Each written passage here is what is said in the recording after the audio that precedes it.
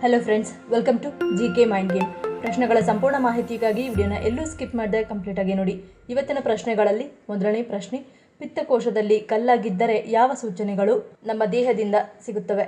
Options: A ಕಾಮಾಲೆ, B ಹೊಟ್ಟೆ ನೋವು, ಸಿ ವಾಕರಿಕೆ, ಡಿ ಮೇಲಿನ ಎಲ್ಲವೂ.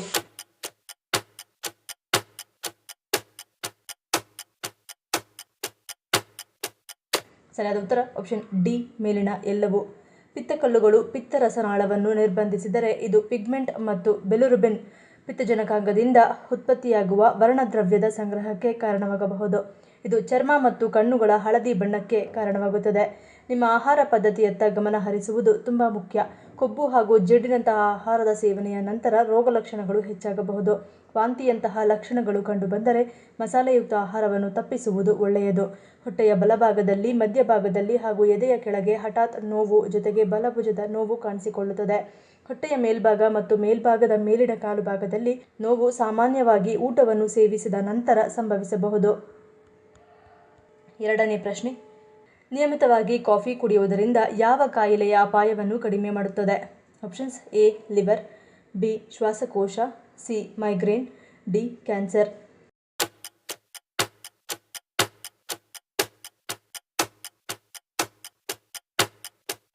ಸರಿಯಾದ ಉತ್ತರ ಆಪ್ಷನ್ ಎ ಲಿವರ್. ನಿಯಮಿತ ಕಾಫಿಯಲ್ಲಿ ಉತ್ಕರ್ಷಣ ನಿರೋಧಕಗಳು, ವಿಶೇಷವಾಗಿ ಕ್ಲೋರೋಜೆನಿಕ್ ಆಮ್ಲಗಳು ಸಮೃದ್ಧವಾಗಿವೆ ಮತ್ತು ಕೊಬ್ಬು ಸೇರಿದಂತೆ ಲಿವರ್ ಕಾಯಿಲೆಗಳ ಅಪಾಯವನ್ನು ಕಡಿಮೆ ಮಾಡುತ್ತದೆ. Journal coffee clinical and experimental ಹೆಪಟಾಲಜಿಯಲ್ಲಿ ಪ್ರಕಟವಾದ ಅಧ್ಯಯನವು ಲಿವರ್ ಕಾಯಿಲೆ ಇರುವ ರೋಗಿಗಳು ದಿನಕ್ಕೆ 2 ಕಪ್ಗಳಿಗಿಂತ ಹೆಚ್ಚು ಕಾಫಿ ಸೇವಿಸುವುದರಿಂದ ಫೈಬ್ರೋಸಿಸ್ ಮತ್ತು ಸಿರೋಸಿಸ್ ದರಗಳ ಕಡಿಮೆಯಾಗುವುದರ ಜೊತೆಗೆ ಮರಣದ ಪ್ರಮಾಣವೂ ಕಡಿಮೆಯಾಗುತ್ತದೆ ಎಂದು ಹೇಳಿದೆ. ಮೂರನೇ ಪ್ರಶ್ನೆ, ಮನಿ ಪ್ಲಾಂಟನ್ನು ಮನೆಯ ಯಾವ ದಿಕ್ಕಿನಲ್ಲಿ ಇಡಬೇಕು ಎನ್ನಲಾಗುತ್ತದೆ? ಆಪ್ಷನ್ಸ್: ಎ ಈಶಾನ್ಯ, ಬಿ ಆಗ್ನೇಯ, ಸಿ ವಾಯುವ್ಯ, ಡಿ ನೈಋತ್ಯ.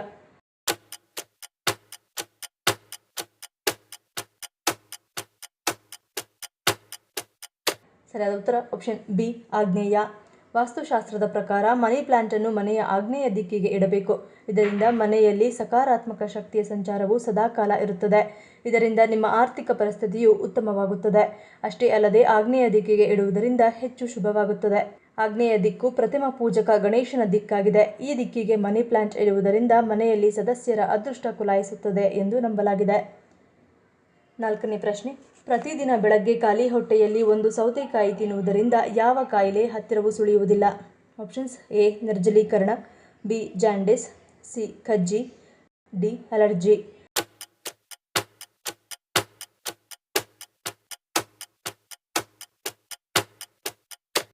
ಸರಿಯಾದ ಉತ್ತರ ಆಪ್ಷನ್ ಎ ನಿರ್ಜಲೀಕರಣ.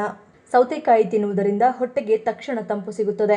ಇದರಿಂದಾಗಿ ಜೀರ್ಣಾಂಗ ವ್ಯವಸ್ಥೆಯು ಬಲಗೊಳ್ಳುತ್ತದೆ. ವಾಕರಿಕೆ, ಗ್ಯಾಸ್ ಮತ್ತು ಅಜೀರ್ಣದಿಂದ ಬಳಲುತ್ತಿರುವ ಜನರು ಬೆಳಗ್ಗೆ ಸೌತೆಕಾಯಿ ತಿನ್ನುವುದರಿಂದ ಪ್ರಯೋಜನ ಪಡೆಯುತ್ತಾರೆ. ಬೇಸಿಗೆಯಲ್ಲಿ ಬೆಳಗ್ಗೆ ನೀವು ಖಂಡಿತ ಸೌತೆಕಾಯಿಯನ್ನು ತಿನ್ನಬಹುದು.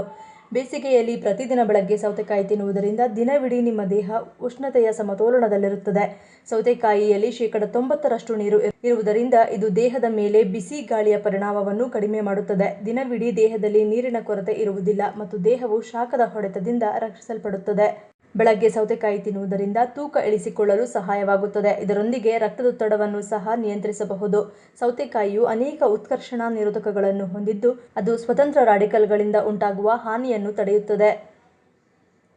ಐದನೇ ಪ್ರಶ್ನೆ, ಮಿನಿ ಪಂಜಾಬ್ ಎಂದು ಯಾವ ದೇಶವನ್ನು ಕರೆಯುತ್ತಾರೆ? Options: A Denmark, B Canada, C Switzerland, D Cuba.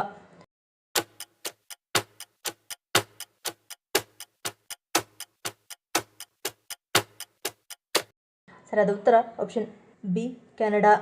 ಕೆನಡಾವು Punjabi ಜನಸಂಖ್ಯೆಯ ದೊಡ್ಡ ಪ್ರಮಾಣದಿಂದಾಗಿ ಮಿನಿ ಪಂಜಾಬ್ ಎಂದು ಕರೆಯಲ್ಪಡುತ್ತದೆ. ಬ್ರಾಂಪ್ಟನ್ ಮತ್ತು ಬ್ರಿಟಿಷ್ ಕೊಲಂಬಿಯಾದ ಕೆಲವು ಭಾಗಗಳಂತಹ ನಗರಗಳು ಬಲವಾದ ಪಂಜಾಬಿ ಪ್ರಭಾವವನ್ನು ಹೊಂದಿದೆ. ಅವುಗಳ ಸಂಸ್ಕೃತಿ, ಭಾಷೆ ಮತ್ತು ಸಂಪ್ರದಾಯಗಳು ಸ್ಪಷ್ಟವಾಗಿ ಗೋಚರಿಸುತ್ತವೆ. ಕೆನಡಾವು ದೊಡ್ಡ ಪಂಜಾಬಿ ಕೆನಡಿಯನ್ ಸಮುದಾಯವನ್ನು ಹೊಂದಿದೆ. ಕೆನಡಾದ ಮನೆಗಳಲ್ಲಿ ಪಂಜಾಬಿ 4ನೇ ಅತಿ ಹೆಚ್ಚು ಮಾತನಾಡುವ ಭಾಷೆಯಾಗಿದೆ. ಆರನೇ ಪ್ರಶ್ನೆ, ಹೃದ್ರೋಗ ಮತ್ತು ಅಧಿಕ ರಕ್ತದೊತ್ತಡವನ್ನು ನಿಯಂತ್ರಿಸುವಲ್ಲಿ ಯಾವುದು ಪ್ರಮುಖ ಪಾತ್ರ ವಹಿಸುತ್ತದೆ? ಆಪ್ಷನ್ಸ್: ಎ ಕಾಳುಮೆಣಸು, ಬಿ ಬೆಳ್ಳುಳ್ಳಿ, ಸಿ ಜೀರಿಗೆ, ಡಿ ಬಜೆ.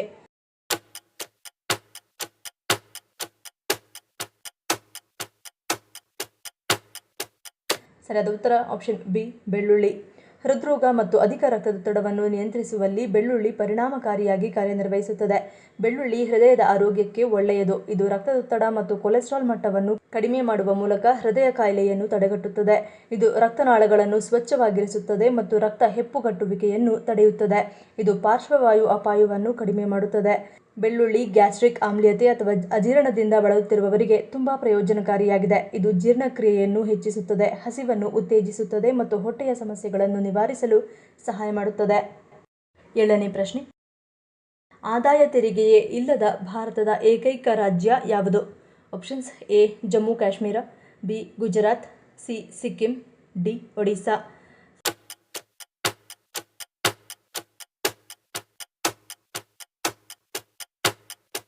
ಸರಿಯಾದ ಉತ್ತರ ಆಪ್ಷನ್ ಸಿ ಸಿಕ್ಕಿಂ. ಭಾರತದಲ್ಲಿ ಸಿಕ್ಕಿಂ ತೆರಿಗೆ ಮುಕ್ತ ರಾಜ್ಯವೆಂದು ಹೆಸರುವಾಸಿಯಾಗಿದೆ. ತೆರಿಗೆ ಜಾಲದಿಂದ ನಿವಾಸಿಗಳನ್ನು ಹೊರಗಿಡುವ ದೇಶದ ಏಕೈಕ ರಾಜ್ಯ ಇದು. ಸಿಕ್ಕಿಂನ ಸ್ಥಳೀಯರು 1961ರ ಆದಾಯ ತೆರಿಗೆ ಕಾಯ್ದೆಯ ಸೆಕ್ಷನ್ 10(26)(a) ಅಡಿಯಲ್ಲಿ ಆದಾಯ ತೆರಿಗೆಯಿಂದ ವಿನಾಯಿತಿ ಪಡೆದಿದ್ದಾರೆ. ಸಿಕ್ಕಿಂ 1975ರಲ್ಲಿ ಭಾರತದೊಂದಿಗೆ ವಿಲೀನವಾಯಿತು. ಆದರೆ ಸಿಕ್ಕಿಂ ತನ್ನ ಹಳೆಯ ಕಾನೂನುಗಳು ಮತ್ತು ವಿಶೇಷ ಸ್ಥಾನಮಾನವನ್ನು ಕಾಯ್ದುಕೊಳ್ಳುವ ಷರತ್ತಿನ ಮೇಲೆ ಭಾರತವನ್ನು ಸೇರಿಕೊಂಡಿತು. ಈ ಷರತ್ತನ್ನು ಅಂಗೀಕರಿಸಲಾಯಿತು. ಸಂವಿಧಾನದ 371(f) ವಿಧಿಯ ಅಡಿಯಲ್ಲಿ ಸಿಕ್ಕಿಂ ವಿಶೇಷ ಸ್ಥಾನಮಾನವನ್ನು ಹೊಂದಿದೆ. ಸೆಕ್ಷನ್ 10(26)(a) ಪ್ರಕಾರ ಸಿಕ್ಕಿಂ ನಿವಾಸಿಯ ಯಾವುದೇ ಆದಾಯ ತೆರಿಗೆಯಿಂದ ವಿನಾಯಿತಿ ಪಡೆದಿದೆ. ಅದು ಬಡ್ಡಿಯಿಂದ ಬರುವ ಆದಾಯವಾಗಲಿ ಅಥವಾ ಯಾವುದೇ ಭದ್ರತೆಯಿಂದ ಬರುವ ಲಾಭಾಂಶವಾಗಿರಲಿ. 8ನೇ ಪ್ರಶ್ನೆ. ಯಾವ ಸಮಸ್ಯೆ ಇರುವವರು ಬೆಲ್ಲವನ್ನು ತಿನ್ನಬಾರದು? Options A BP, B kidney, C ಹೃದ್ರೋಗ, ಡಿ ಗ್ಯಾಸ್ಟ್ರಿಕ್.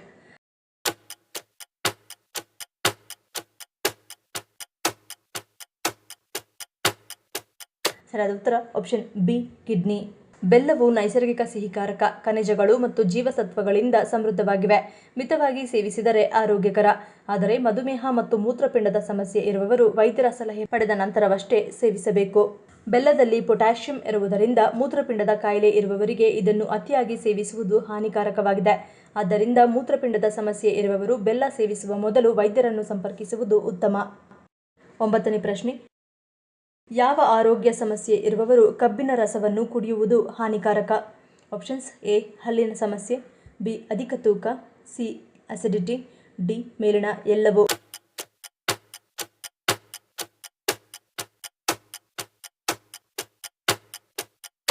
ಸರಿಯಾದ ಉತ್ತರ ಆಪ್ಷನ್ ಡಿ ಮೇಲಿನ ಎಲ್ಲವೂ. ಕಬ್ಬಿನ ರಸವು ಹೆಚ್ಚಿನ ಪ್ರಮಾಣದ ಸಕ್ಕರೆಯನ್ನು ಹೊಂದಿರುತ್ತದೆ. ಇದು ಹಲ್ಲುಗಳಿಗೆ ಹಾನಿಕಾರಕವಾಗಿದೆ. ಹಲ್ಲುಗಳ ಸಮಸ್ಯೆ ಇದ್ದರೆ ಕಬ್ಬಿನ ಹಾಲನ್ನು ಕುಡಿಯಬಾರದು.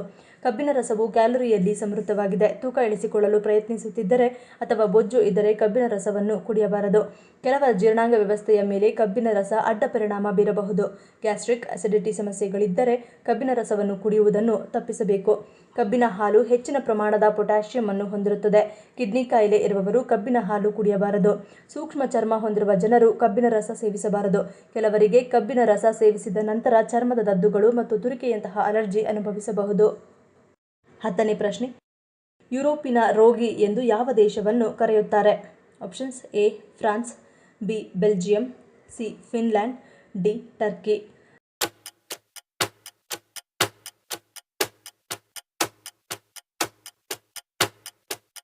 ಸರಿಯಾದ ಉತ್ತರ ಆಪ್ಷನ್ ಡಿ ಟರ್ಕಿ. 19ನೇ ಶತಮಾನದಲ್ಲಿ ಒಟೋಮನ್ ಸಾಮ್ರಾಜ್ಯ ತನ್ನ ಅಧಿಕಾರ ಕುಸಿತ, ಮಿಲಿಟರಿ ಸೋಲುಗಳು ಮತ್ತು ಆರ್ಥಿಕ ಹೋರಾಟಗಳಿಂದಾಗಿ ಯುರೋಪಿನ ಅನಾರೋಗ್ಯ ಪೀಡಿತ ವ್ಯಕ್ತಿ ಎಂದು ಕರೆಯಲ್ಪಟ್ಟಿತ್ತು. ಈ ಪದವನ್ನು ಮೊದಲು ರಷ್ಯಾದ ತ್ಸಾರ್ ನಿಕೋಲಸ್ ಬಳಸಿದರು.